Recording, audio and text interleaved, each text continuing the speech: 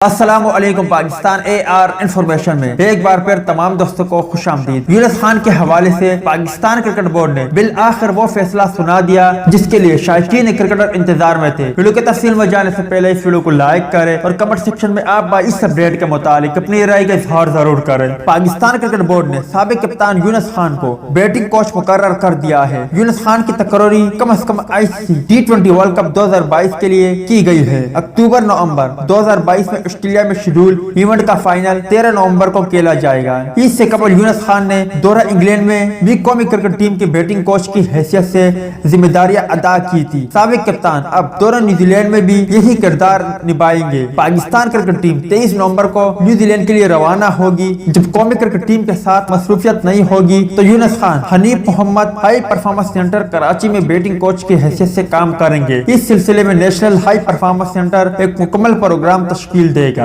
یاد رہے کہ یونس خان نے 118 ٹیسٹ میچز میں 10,099 جبکہ 265 ایک روزہ انٹرنیشنل میچز میں 7,249 اور 25 T20 انٹرنیشنل میچز میں 442 رن اسکور کیے ہیں۔